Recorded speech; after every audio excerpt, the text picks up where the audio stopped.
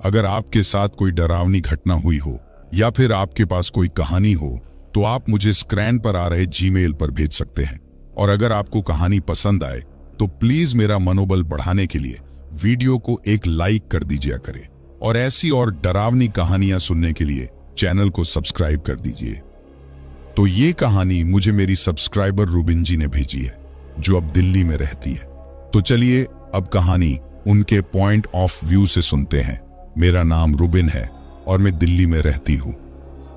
ये घटना मेरे साथ शादी से पहले हुई थी, जब मैं और मेरे पति छुट्टियां मानने उत्तराखंड गए थे। वैसे तो मेरा अपना कहने को कोई नहीं था इस दुनिया में। चाचा ने बचपन में पाल दिया, पढ़ा लिखा दिया, पर अब जब वो नहीं रहे तो मैं उनकी फैमिली में एक अवांछनीय सदस्य हो गई थी। इसीलिए पिछले 2 साल से मैं पीजी में रहने आ गई थी। यही मेरे पति विक्रम से मेरी मुलाकात हुई और कब मुलाकातें प्यार में बदल गई पता ही नहीं चला। हम दोनों उम्र के 30 बसंत देख चुके थे। अब हमारे प्यार में लड्डेजकपन नहीं था, एक गंभीरता थी। उस दिन शाम के 5 बज रहे थे। उसी वक्त मेरा मोबाइल बज उठा। सामने विक्रम था। हमेशा की तरह वो प्यार से बोला, जाने मन क्या कर रही हो? मैंने कहा, कुछ नहीं, बस अब ऑफिस से निकलकर पीजी जाऊंगी। तुम क्या आ रहे हो? और सामने से जो सुना उस पर विश्वास नहीं हुआ। विक्रम बोला, जान पैकिंग कर लो, हम घूमने जा रहे हैं। आज फ्राइडे है, मंडे भी ऑफ है और ट्यूसडे की मैं छुट्टी ले लूंगा। तुम बस पैकिंग करो और रास्ते के लिए कुछ खाना पैक करवा लेना, मैं जल्दी पहुंचता हूं। विक्रम भी ना सरप्राइज कर देता है कभी कभी। पिछले 1 महीने से इसी बात पर हमारी बहस चल रही थी। मैं उसे कह रही थी, लॉन्ग वीकेंड आ रहा है, प्लान बनाओ, पर उसने अपने घर जाने की रट लगा रखी थी। हम दोनों ही गुड़गांव में जॉब करते थे, अलग अलग पीजी में रहते थे। हफ्ते में 3-4 बार मिल लेते थे, पर वीकेंड पर विक्रम का घर जाना जरूरी था, क्योंकि उसके पेरेंट्स उसकी राह देखते थे। विक्रम के कॉल के बाद उस दिन जैसे मेरे पैरों को पंख लग गए थे। मैं बहुत खुश थी। विक्रम के साथ इतने दिन बिताने की कल्पना से ही मैं सिहर उठी थी। मैंने जल्दी से सब जरूरी चीजें पैक की और अपने वॉकिंग शूज कसे और रेडी थी। तभी विक्रम कार लेके आ गया। मैंने जल्दी ही सामान गाड़ी में रखा और बैठते ही विक्रम को चूम लिया। वो भी बहुत खुश हो गया। उसने कहा, रुबिन भी रेडी, हम अब बहुत एंजॉय करेंगे। हम पूरी रात ड्राइव करते रहे और जब सुबह की पहली किरण उदित हुई तो हम उत्तराखंड के एक छोटे से हिल स्टेशन पर पहुंच चुके थे। वहां हमने थोड़ा घूम घाम कर देखा। हमें रहने के लिए नदी किनारे एक शांत सी कॉटेज मिल गई। रूम बहुत बढ़िया था, बद्दी बद्दी खिड़कियां और सामने खूबसूरत नदी। विक्रम जानता था मुझे क्या पसंद है। हमने जल्दी से फ्रेश होकर पहले अपनी नींद पूरी करने का प्लान बनाया, पर बिस्तर पर आते ही वो रोमांटिक मूड में आ गया और फिर जो नींद आई, मेरी आंख 3 बजे के लगभग खुली। विक्रम अभी भी सो रहा था। मैंने उठकर कपड़े पहने और खाने के लिए कुछ ढूंढने लगी। तभी मुझे लगा जैसे कोई गुनगुना रहा हो। मैंने दरवाजा खोला तो लॉबी के आखिरी हिस्से में बड़ी सी खिड़की पर एक लड़की अपना सर टिकाए खोई हुई सी गुनगुना रही थी। उसकी पीठ मेरी ओर थी और उसके बाल घुंघराले बिखरे हुई और काले थे। मुझे लगा यहां कोई और भी है। चलो अच्छा है, साथ में कोई अपनी उम्र का है, ट्रैकिंग में मजा आएगा। तभी विक्रम ने मुझे आवाज दी, जान कहां गई? और तभी उस लड़की ने मुड़कर मुझे देखा। वो बहुत ज्यादा गोरी थी। मुझे देख वो मुस्कुरा दी। मैंने भी मुस्कुराकर उसका प्रत्युत्तर दिया। हम तैयार होकर लगभग 4 बजे के करीब कस्बे की ओर निकले। मैं और विक्रम दोनों भूख से काफी परेशान थे। आगे कुछ दूरी पर एक छोटा सा ढाबा दिखा रहा था। वहां हमने चाय और आलू के पराठे खाए। ढाबे का मालिक एक बूढ़ा सा आदमी था। वो कहने लगा, आप लोग कहां रुके हो? हम लंच बॉक्स भी भेज सकते हैं। जब हमने बताया हम कहां रुके हैं तो उस बूढ़े और ढाबे पर 2-3 लोगों की आंखें फैल गई। कोई कुछ बोला तो नहीं, पर कानाफूसी होने लगी थी। मुझे थोड़ा अजीब लगा, पर हम उस वक्त वहां से निकलकर नीचे बाजार की तरफ घूमने निकल गए। आते वक्त रात का खाना पैक करवाकर हम कोई 7 बजे के लगभग कॉटेज पहुंचे। मैन गेट पर शिब्बू मिल गया। वो कॉटेज का केयरटेकर था। उसने बताया यहाँ सिर्फ ब्रेकफास्ट और चाय कॉफी ही मिल सकती है, पर पीछे की तरफ किचन है जहां आप खुद खाना बना सकते हैं। विक्रम उससे आसपास घूमने की जगह पूछने लगा और मैं रूम की तरफ बढ़ चली। लॉबी पर पहुंचते ही मुझे ठंडी हवा का एहसास हुआ। मैं चाबी अभी की होल में लगा ही रही थी, तभी मुझे बगल के कमरे से धीमे संगीत की आवाज आई। बहुत ही मधुर पर उदास सी थी उसकी आवाज में।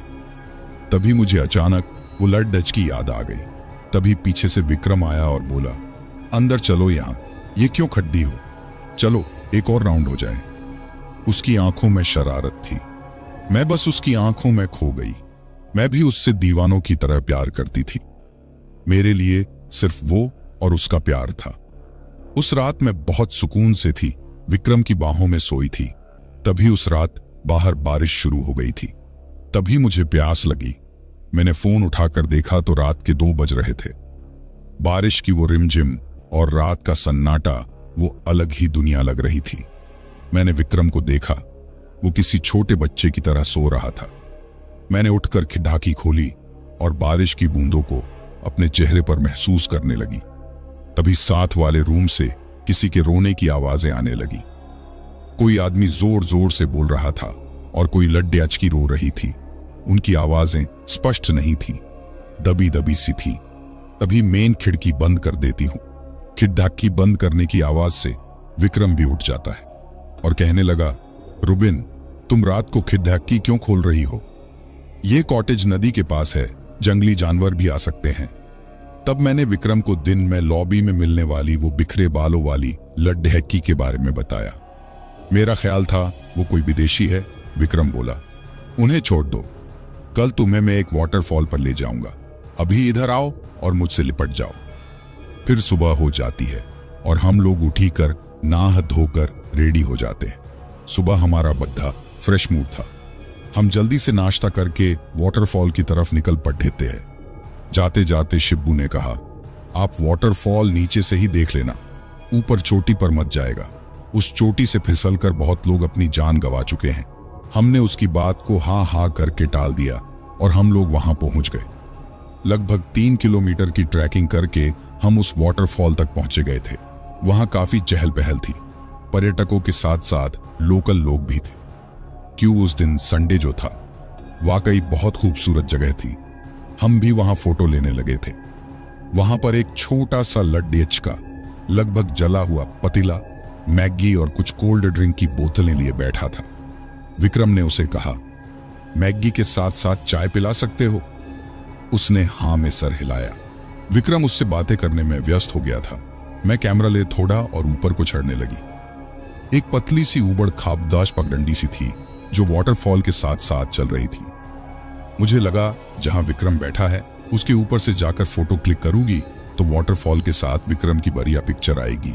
अभी मैं थोड़ा आगे ही बढ़ी थी कि अचानक वो उलझे बालों वाली लड़की मुझे अपने आगे दिखाई दी। वो बहुत तेजी से आगे बढ़ रही थी। मैं लगभग भागते हुए उसके पास पहुंची। मैंने हाथ आगे बढ़ाया ही था कि वो अचानक से पलटी। जैसे ही वो पलटी, मैं तो सकपका गई। मैंने उससे कहा, हेलो। वो मुस्कुरा दी। मैंने बात आगे बढ़ाते हुए कहा, आर यू अलोन हियर? उसने ना मैं सिर हिलाया। उसका चेहरा गोल और बहुत गोरा था, पर आंखें एकदम काली, उसके बालों की तरह थी। वो बेहद खूबसूरत थी। मैंने उससे पूछा, वेयर आर यू फ्रॉम? इस बार वो धीमी आवाज में बोली, मैं भी भारतीय ही हूं।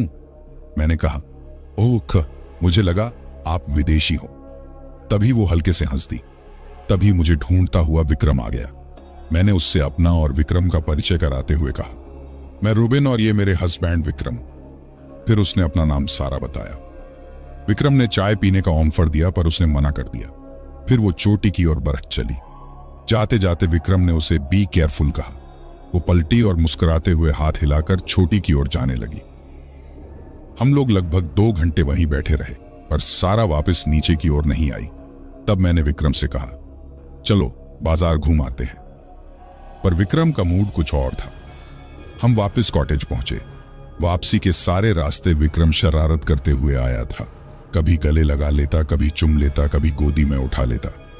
मुझे लग रहा था काश ये वक्त यही रुक जाए, हम हमेशा यही रह जाए। फिर हम कॉटेज पहुंच गए। हम लोग काफी थक चुके थे, इसलिए हम लोग कॉटेज पहुंचते ही सो जाते हैं। फिर जब मेरी नींद खुली तो विक्रम बिस्तर पर नहीं था। मैं कपड़े पहनते हुए उसे आवाज देने लगी, पर कोई जवाब नहीं आया। विक्रम कहीं भी नहीं था। तभी बाहर लॉबी में कुछ आवाज आई। मैंने दरवाजा खोला तो विक्रम बाहर उस खिड़की के पास खड़ा था जहां मैंने सारा को पहली बार देखा था। उसी तरह सर टिकाए हुए बाहर देखते हुए मैंने विक्रम को आवाज देते हुए कहा, जनाब कहां खो गए? विक्रम पलटा और बोला, मुझे कोई उदास सी वाली धुन सुनाई दी तो मैं उसका पीछा करते करते यहां आ गया। साथ वाले दरवाजा हल्का सा खुला हुआ था। तभी मुझे देखने की जिज्ञासा हुई कि सारा वापस आई कि नहीं। मैंने दरवाजा खोल के रूम में देखा कि रूम बिल्कुल खाली था। यह देख के मुझे लगा कि सारा शायद चली गई होगी। फिर हमने डिसाइड किया आज डिनर हम खुद ही बनाएंगे। विक्रम ने शिब्बू से चिकन और वोडका ले आने को कहा। हमने कॉटेज के आंगन में आग जलाई और साइड में चूल्हा जलाया। वोडका देख शिब्बू भी हमारे साथ बैठ गया। मैं चिकन पकाने लगी। रात बढ़ती जा रही थी। शिब्बू 2 पैग लगाने के बाद सेंटी हो गया था और कहने लगा, बाबूजी हमें भी दिल्ली ले चलो, हमें अपने पास रख लेना, हम आपकी और भाभी जी की सेवा कर देंगे। विक्रम उसे समझाने लगा, अरे तुम तो जन्नत में रहते हो, यहाँ काम भी कम है, आराम से रहो, आज तो कॉटेज में हम अकेले ही गेस्ट हैं। शिब्बू ने कहा, साहब पिछले कुछ महीनों से आप ही अकेले गेस्ट हो। मैं और विक्रम एक दूसरे की शक्ल देखने लगे। तब हमने कहा, अच्छा एक कपल और भी था हमारे साथ वाले रूम में। मैंने उसके आदमी को तो देखा नहीं, पर लड्डेचकी से मैं कॉटेज और फिर वाटरफॉल पर भी मिली थी। क्यों झूठ बोलते हो? शिब्बू का चेहरा सफेद पड्डी डीएच गया। वो कुछ नहीं बोला। विक्रम ने कहा, क्या हुआ? शिब्बू अपना गला साफ करते हुए बोला, साहब मैं अपनी मां की कसम खाता हूं, आप यहां अकेले ही गेस्ट हो। आप आ गए, नहीं तो मैं खुद अपने गांव जाना वाला था। मैंने कहा, फिर वो लड्डी डेचकी कौन थी, कहां से आई? शिब्बू ने बताया, इस कॉटेज के बारे में बहुत कहानियां फैली हुई हैं। ये बहुत पहले अंग्रेजों के जमाने में किसी साहब बहादुर का घर था और यहां कुछ मौतें हुई थी। तब से आसपास के लोग यहां आवाजें सुनने लगे, कभी कोई उदास सी धुन, कभी लड्डक्की के गाने की, कभी रोने की। शिब्बू की ये बात सुन के मेरा खून जम गया था, पर शिब्बू हमें सांत्वना देते हुए बोला, साहब मैंने तो आज तक ऐसा कुछ देखा ना सुना, मैं तो रोज यही रहता हूं, पर मैंने तो कभी कुछ नहीं देखा। डिनर जैसे तैसे निपटा के हम दोनों रूम में आ गए। मैंने विक्रम को यह से चलने को बोल, तभी विक्रम मुझे बोला, ये चर्सी है, कहां तुम इसकी बातों में आ रही हो? मुझे पता था कि अंदर से तो वो भी डरा हुआ था। हमारी वोडका उतर चुकी थी और नींद भी भाग गई थी। मैं और विक्रम इधर उधर की बातें करते हुए टाइम बिता रहे थे। रात के 10 बज गए थे। बारिश भी शुरू हो गई थी। बारिश की वजह से माहौल और डरावना हो गया था। बातें करते करते हम कब सो गए पता ही नहीं लगा। तभी रात के 2 बजे मुझे लगा जैसे मेरे ऊपर कोई झुका हुआ है। मैंने आंखें खोली तो सारा थी। सारा कंधों से पकड़ डाच कर मुझे उठा रही थी। मेरा नाम बार बार पुकार रही थी। उसकी आवाज किसी कुएं से आती हुई लग रही थी। मैं हड्डा बद्धा कर उठी तो सारा मेरा हाथ पकड़ डाच कर मुझे खींचती हुई अपने साथ ले जाने लगी। डर के मारे मेरे गले से आवाज तक नहीं निकल रही थी। मैंने पीछे मुद्दा कर देखा, विक्रम बिस्तर पर ही था। सारा मुझे साथ वाले कमरे में ले गई। अब उस कमरे की शक्ल पूरी तरह से बदली हुई थी। हॉल के कोने में बड्डी सी चेयर पर एक अंग्रेज रोबीला सा आदमी बैठा हुआ वायलिन बजा रहा था। वो एक उदास धुन बजा रहा था। उसकी आंखें बंद थीं। सारा उसके पैरों के पास जाकर बैठ गई। वो अजीब तरीके से रोने लगी। सारा ने उसका हाथ अपने हाथ में लिया और कहने लगी, please Albert don't go, don't leave me. पर उस आदमी पर कोई फर्क नहीं पड्डी डीएच रहा था। सारा का चेहरा लाल हो गया था। अचानक वो आदमी खड़ीदिदा हुआ और मेरी ओर बढ़ने लगा। मैं जड्डी डीएच थी, जैसे मेरे आंखों के सामने कोई पिक्चर चल रही थी। तभी अचानक सारा के हाथ में न जाने कहां से बंदूक आ गई। सारा फिर बोली, ऑल्बर्ट स्टॉप। पर वो आदमी आगे बढ़ता ही जा रहा था और फिर अचानक से एक धमाका हुआ और ढेर सारा धुआं उस कमरे में फैल गया। और तब पहली बार मेरे गले से चीख निकली। मेरी चीख सुनकर विक्रम और शिब्बू भागते हुए मेरे पास आए। मैं उस कमरे में जड्डेच खद्दी हुई थी और लगातार चीखे जा रही थी। वहां कुछ भी नहीं था। विक्रम मुझे उठाकर अपने कमरे में लाया और मुझे पानी पिलाया। मैं पसीने में भीगी हुई थी। वो बार बार मुझसे पूछ रहा था, क्या हुआ, क्या हुआ, पर मैं कुछ बता नहीं पा रही थी। फिर कब मैं बेहोश हो गई पता नहीं लगा। फिर जब मेरी आंख खुली तो सवेरा हो गया था। विक्रम परेशान सा मेरे पास में बैठा हुआ था। रूम के दूसरे कोने में शिब्बू दीवार से सर लगाकर सो रहा था। मैंने उठने की कोशिश की तो विक्रम ने मेरी मदद की। ऐसा लग रहा था जैसे मैं सदियों से बीमार हूं। मुझे बहुत कमजोरी लग रही थी। शिब्बू को विक्रम ने कॉफी बनाकर लाने को कहा। फिर विक्रम ने मुझे बाहों में भरते हुए कहा, क्या हुआ था रुबिन, तुम रात को वहां क्यों चली गई थी? मैंने सारी बात बता दी। विक्रम सुनकर सन्न रह गया। उसने जैसे तैसे पैकिंग की ओर मुझे सहारा देकर तैयार करवाया और हम उस कॉटेज को छोड़ के निकल गए। कॉटेज से हम जैसे जैसे दूर जा रहे थे, मेरे शरीर में वैसे वैसे जान आती जा रही थी। हम फिर बाजार में जाते हैं और फिर विक्रम उस छोटे से ढाबे पर गाड़ी रोकता है। हमें देख के वो ढाबे वाला बुड्ढा चाय बाहर आता है और कहता है, साहब, हम तो पहले ही दिन आपको बताने वाले थे, पर आप शहर के लोग ऐसे बातों को कहाँ मानते हो। फिर उस ढाबे वाले ने जो कहानी सुनाई, उसे सुन के हम तो हक्के बक्के रह गए। यह बात उस जमाने की है जब अंग्रेज भारत छोड़ डीएच कर जाने वाले थे। यह कॉटेज अंग्रेज अफसर ऑल्बर्ट कैथ की थी। उसकी फैन मिली इंग्लैंड में थी। वो लगभग 40 साल का हट्टा कट्टा आदमी था। कुछ साल पहले वो बंगाल से एक एंग्लो इंडियन लर्डेज की सारा को अपने साथ ले आया था। वो बेचारी उससे बहुत प्यार करती थी, पर जब अंग्रेज भारत छोड़ेज कर जाने लगे तो एल्बर्ट सारा को छोड़कर जाने लगा। उसे वो साथ कैसे ले जाता इंग्लैंड में? उसकी बीवी और 4 बच्चे थे। सारा सारी जिंदगी जिसे प्यार समझ रही थी, वो तो बस मन बहलाव था। उसने बहुत कोशिश की कि एल्बर्ट ना जाए, पर वो ना माना और फिर सारा ने उसे गोली मार दी और खुद वाटरफॉल से छलांग मारकर आत्महत्या कर ली। तब से ही उनकी आत्मा उस कॉटेज और वाटरफॉल के आसपास भटक रही है। मैं सारे रास्ते यही सोचती हुई आई कि क्यों सारा ने मुझे चुना। क्या वो कुछ बताना चाहती थी? मुझे कुछ इशारा करना चाहती थी? जब गुड़गांव करीब आने लगा तो मैंने विक्रम को कहा, क्या तुम भी मुझे छोड़ दे डीएच के तो नहीं जाओगे ना? हमारे रिश्ते का भी तो कोई नाम नहीं था। विक्रम मेरी ओर हैरानी से देखने लगा। वो कुछ नहीं बोला। वापस आकर जिंदगी फिर बिजी हो गई। एक शाम मेरा फोन बजा। हेलो जानमन, रेडी हो जाओ, मम्मी पापा आ रहे हैं। तब मुझे लगा कि उस उलझे बालों वाली लड्डचकी ने तो मेरी जिंदगी सुलझा दी। तो दोस्तों, ये थी हमारी आज की कहानी। कहानी कैसी लगी कमेंट करके जरूर बताना और वीडियो को एक लाइक जरूर कर देना। और आपके पास को कहानी है तो स्क्रीन पर आ रहे जीमेल पर मुझे भेज सकते हैं। तो दोस्तों, आज के लिए इतना ही। मिलते हैं एक और डरावनी और सच्ची कहानी के साथ। तब तक के लिए शुभ रात्रि।